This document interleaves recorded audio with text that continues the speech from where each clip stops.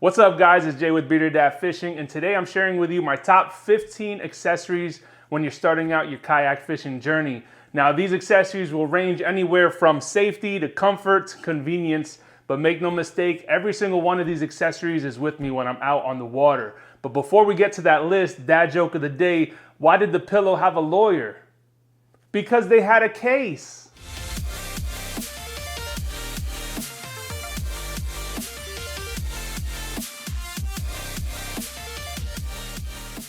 And that dad joke is brought to us by Joey Martinez of the Facebook group Kayak Fishing Dads. We're over 15,000 members strong, so if you're not part of the group, head on over there and join the conversation. The first item on our list is the most important accessory you need for kayak fishing, and it should be the first thing you buy immediately after you buy your kayak, and that is a life jacket, also known as a PFD or a personal flotation device. So there's lots of different types that you can get, and we'll go over that in a second. But the biggest complaint that I hear for people that don't like to wear life jackets is that they say they're a good swimmer, they don't swim in big water, they're in shallow water, etc.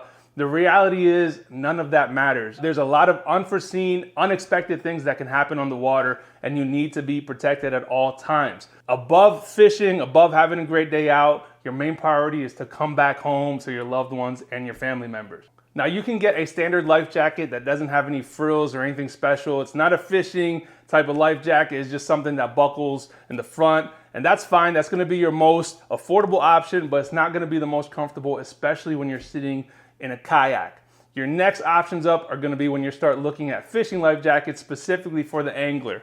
So this is my NRS Chinook OS, and you'll notice right off the gate, tons of pockets, something you won't find on a non-fishing life jacket. So I mean, you could put everything in here from your whistle, your fishing license, your pliers, whatever it is, tons of storage on these things, which is great. It also has clips for a radio or a safety knife. And one thing too to note is that I definitely recommend get something with really bright colors. Now camo looks cool, OD green looks cool, but in reality, you don't want to blend into the water. You want to stand out as much as you can because kayaks are the slowest and the lowest things on the water, so give yourself a slight advantage by getting something nice and bright. Your next step up from a fishing specific life jacket is gonna be an inflatable life jacket, and this is the Onyx AM24.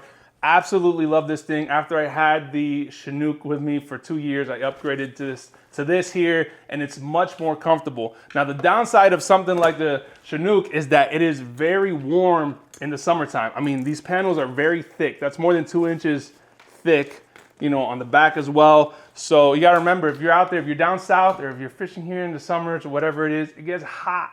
So the inflatable life jacket kind of cures that problem because they're so light. And all they do is they come right around you, and I'll try not to mess with the mic too much here, and then they just buckle right in the front. And it's real simple. These are about in the same price range, so they're not wildly more expensive. You're looking at about $130 to $160. While the regular fishing life jackets, like this NRS Chinook, is about $140, but there are ones you can find, different brands that might be in the $60 to $80 range with the pockets and everything else as well. And the second item you need for your kayak is a good kayak cart.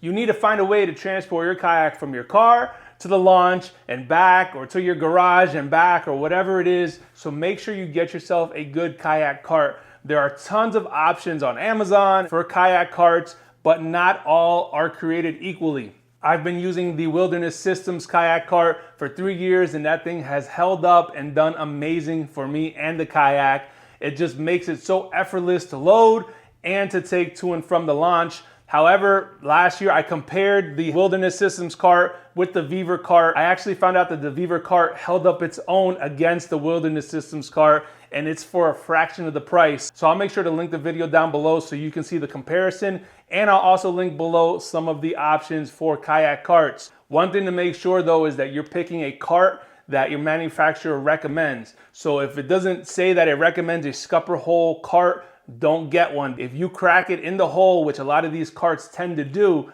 they will not honor the warranty because they specifically recommend against using those type of carts. So make sure you get the right cart, and your back and your kayak will both thank you. And the third must-have accessory for kayak fishing is a first aid kit. Now you can go about this many different ways. You can buy a pre-made first aid kit on Amazon, or you can make your own.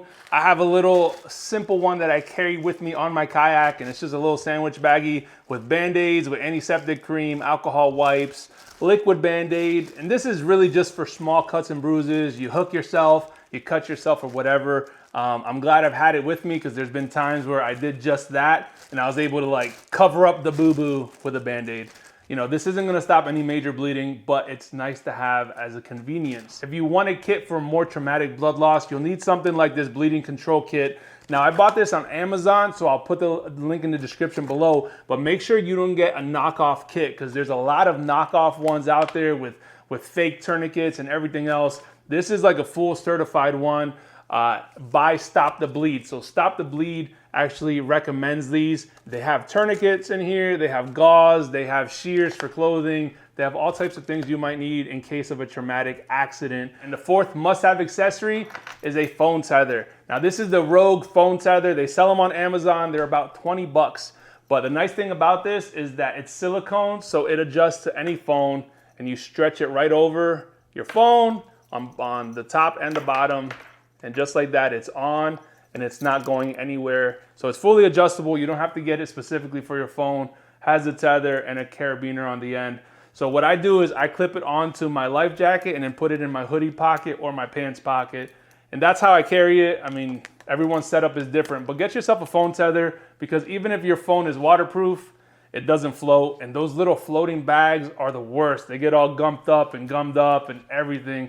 I really don't like them. Something like this for 20 bucks, totally worth it to save your phone from falling in the water. And number 5 on our list is a light. Now this is the Yak Attack 360 light, and this thing is really nice when you're out on the water, either early in the morning or after dusk. This is great to have. A nice bright flag, a little twist on light on the top here. So you just twist it and the light's on, off, on. Really easy and straightforward. Something like this just goes right on your track. But Yak Attack also sells the one, so if you don't have a track on the back, it sells a track that you could screw right into your kayak.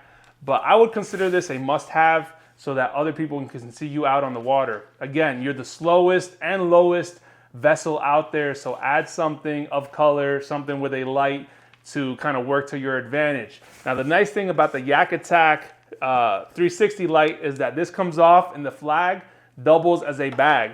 So the whole system just tears apart like this and you put it right in the flag as storage. And there you go. And you got it with you. Really easy to use. And another light that you're gonna want to consider to take with you is a hat lamp. So I'll link this down below as well, but this is great when you're setting up before the sun has come up. And something like this just clips right on your hat. And you can, I don't have batteries in it right now, but you on and off, and that way you can see what you're working on in front of you. It's also great if you're doing some night fishing, something that's not gonna blow out your vision when you're out there because it's not pointed at you, it's pointed away from you. So you can turn it on, work on whatever things you gotta do, tie up your next lure or whatever it is. But I keep one of these in my truck at all times because most of the times in the summer I'm setting up before the sun came up, and they're not that expensive. So again, I'll link it down in the description below. And item number 6 will help you stay put when you wanna stay put, and that is an anchor. So there's lots of different options when it comes to anchors, but if you don't have a pedal drive to make micro adjustments or a motor that allows for micro adjustments, then you wanna get something like this, especially if you're fishing rivers. Now this is a claw anchor, and you just twist it and the claws come out, and it's more likely to grab something to help you stay put. But there's also mushroom anchors. The Anchor Wizard is an awesome gear to add to your setup, so it allows you to use the anchor without having a bunch of rope and mess on your deck. Another option is a stakeout pole that you can put right through a scupper hole, or have the accessory mount on your rail, and that way it keeps you in place using that pole. Of course, a more expensive option, but it does look cooler, is the micro power pole, something that you can put on the stern of your kayak, hit the button, and that thing comes straight down, and just locks you in place. If you do a lot of shallow fishing, that's something that actually might be a really good thing to add to your setup. But if you're trying to keep it on budget right now, just a simple anchor or an Anchor Wizard will work great so that you can stay put while you're fishing. And must-have number 7 is a rod holder. So if you don't have rod holders already built into your kayak, or if you don't have a kayak crate with you, a rod holder is a great addition to have. These just go directly on your rails. So this is a Yak Attack Omega Pro rod holder, and it has a lock and load mount. So you would just attach this to the rail, and then the rod holder itself could come in and out, and you just lock it with a button and it doesn't go anywhere. This is a great option to have, again, if you don't have built-in mounts for your rods, or if you want to do trolling, you can set these up on the rails and angle them outwards and down so that you control. A cool feature that they have is this top part right here can lock right over your rod. So if you are trolling and a big fish hooks on, you don't gotta worry about the rod slipping out for whatever reason. You just turn it and you're good to go. A lot of people like to have them in pairs and to put them on two sides, or to put a couple of them behind them. Again, if they don't have a crate or if they don't want it attached to their crate. So these are really versatile, but very useful when you're out on the water. And speaking about crates, number 8 is a kayak crate. And that rhymes, but not on purpose. So make sure you get yourself a kayak crate to stay organized on the water. We take a lot of gear with us. We take a lot of tackle, a lot of stuff with us. And this is the best way to keep it all organized in one place. And you don't have to go overboard with the price either. You can stay on budget. I created this crate myself, so I'll link the video down below on how I made it step by step, but they're so easy to make, and you can make it for less than 20 or 30 bucks, especially if you find these crates lying around, which I did. I had them in my shed and I didn't even know. A lot of these crates are lying around. People give them away for free, etc. But I had this on the water for 3 full years and it has held up. I mean, it's like chipped and broken and everything, but it has done really good by me for my first 3 years of kayak fishing. I just upgraded for this upcoming season and I got a Black Pack Pro by Yak Attack. And those options are gonna be a little bit more expensive, but there's lots of different brands. So if you don't wanna make your own, that's okay. But you can get the Yak Attack Black Pack Pro, you can get the Flambeau Tough Crate, you can get the Wilderness Systems Kayak Crate. Lots of different options for many price points. But if you wanna save money and you like to do things yourself, something like this will be really dope. Again, I will link it down below so you can see exactly how I built this kayak crate. And number 9 is small but mighty, and that is a rod float. You should have one of these on every single one of your rods when you're out on the water. They don't look the best when they're on there, but it can save your rods from sinking down because it does exactly that. It keeps your rod afloat. I've had times where I'm chilling and overhead, I got some branches I didn't see, and it picks up my rods and tosses them in the water, and this thing has come in clutch, and I'm really glad I have it. And unfortunately, I've spoken with guys who wish they had them on their rods, but I mean, they don't look great on your rods, which I get. That's why people don't want to put them on there. But at the same time, losing a $200, $300, $400 setup is not something you want either. So I always keep this on all my rods. So all my rods are Impulse rods, and this is my 7-foot OG medium heavy rod by Impulse, which I love, by the way. So I'll link them down below. But it's so easy the way these install, because all you do is you put them around the rod. I don't even know if install is the right word, but boom, it's on. And then with the Velcro strips, it keeps it on there. You know, sometimes you'll hear like the line get caught up in it, and it could be, it could be a little bit of a pain or whatever, but again, I don't have to risk losing my expensive setup. I have this paired up with my Shimano SLX DC, and together this setup is 450 bucks. So even though this is not the best looking type of solution, it's a lot better than losing that setup. I also don't like to have things tethered down because that's a pain in the butt too, having to turn around, untether it, grab something else, retether it, whatever it is. The rod floats are hassle-free, and they'll keep your rods from sinking and potentially save you a lot of money. And item number 10 is pretty self-explanatory, but if you're fishing from a kayak, you need a fishing net. Get yourself a good net that's worth it, because you don't want to lose a possible PB or a big fish because you're trying to lip it, or you didn't have your net, or you didn't bring it with you, or whatever it is. There's tons of different options. This one I actually got for sale at Cabela's in like the clearance section, but it's collapsible, so it comes down and it just snaps right in place. And benefit, it fits right in my flush mounted rod holders in the back, so I can keep it there. I can keep it in front of me, over my motor, on my autopilot, whatever it is. But get yourself a good net. Something to look into is to get these rubber coated nets, because they're less likely to get stuck on your hooks. And on top of that, it's better for the fish for their slime versus the nylon nets. A lot of that stuff can be abrasive and it hurts the fish and their natural coating that they have. So something like this rubber coated net is a good option. They'll range anywhere from 30 bucks online to, maybe $100 for a really good net. But something decent that collapses and again, good for the fish is a benefit to have. And before we get to number 11, if you're not already a channel member, please consider joining the Bearded Dad Fishing channel memberships. You get access to behind the scenes footage, early access to all my videos, you get special posts, updates, shout outs, and in some cases, some gear sent to you as well. If you have any questions about channel membership, make sure you hit me up and I hope to see you as a Bearded Dad Fishing channel member. And must-have number 11 is a pair of fishing pliers. So I actually just bought these at Bass Pro because I needed to upgrade mine. I had a regular set of Do It Best pliers for many years and they actually worked really good. I mean, it helps you unhook your fish. This one actually has line cutters. I don't know if you can see it right there, but it has line cutters as well. So if you need to cut line, if you need to cut something extra, they have a lot of different options. They have ones that have the split ring removers on it, all types of things, but get yourself a good pair of pliers. And item number 12 is a pair of lip grips or lippers, lip grabbers, fish grips, whatever you want to call them. These things help you keep your hands away if you're working with a toothy critter, something like a pickerel or a pike, muskie, walleye, whatever it is.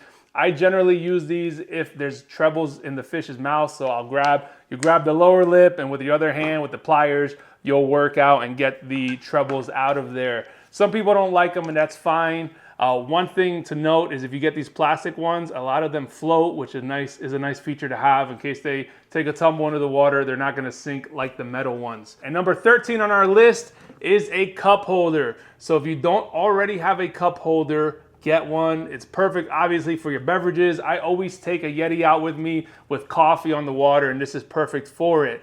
But even if you have another cup holder, a lot of kayaks only come with one. If you want to have two beverages, something to add. But this also has the feature of having lure clips on there. So you can hang your lures, you can hang different accessories, you can put different items on there. So a nice cup holder is good to have with you on the water. It just kind of opens up your deck space and gives you a little bit more flexibility to put things where you want to put them. And item number 14, almost to the end of the list, is a dry bag. So you want to have with you a dry bag on the water, especially if you don't have a dry hatch or a dry area to keep your things from getting wet. So a dry bag like this is great for an extra set of clothes, which I definitely recommend you take with you on the water, especially in the colder temperatures. Take an extra set of clothes. You can use these to keep your keys, your wallet, whatever else you want to keep from getting wet.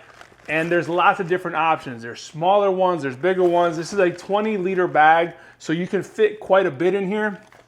And the price range is gonna be anywhere from 15 bucks all the way to 40 or $50, but it's a really nice thing to have with you if you wanna take extra gear, again, that you don't wanna get wet. And the last and final item on our list for must-haves for kayak fishing is a good pair of sunglasses. Now there's lots of different varieties and brands that you can look at. My personal favorite is Native Eyewear, and you see a little Native brand on the side there. They are specifically for fishing. They come in different tints depending how you want to fish, but most importantly, you need a pair of sunglasses to keep your eyes from roasting from that sun, because you get a lot of glare off of that water that comes up and hits you in the face. And it's not great for your vision, but it's also not great for fishing, because if you want to do some sight fishing, these polarized glasses help you cut through the water and see what's down there, whether it's vegetation, fish, beds, whatever it is. So make sure you get yourself a really good pair of sunglasses. They don't have to be $200. This was a $90 pair, but they also have $50 and $60 pairs as well from Native. So I'll put a link down below in the description for them. I'm not sponsored by them in any way. I just really like their sunglasses. And if you thought this video was helpful, please subscribe to the channel. And if you want to avoid the most common beginner mistakes for kayak fishing, check out this video right here. So until next time, guys, peace and God bless.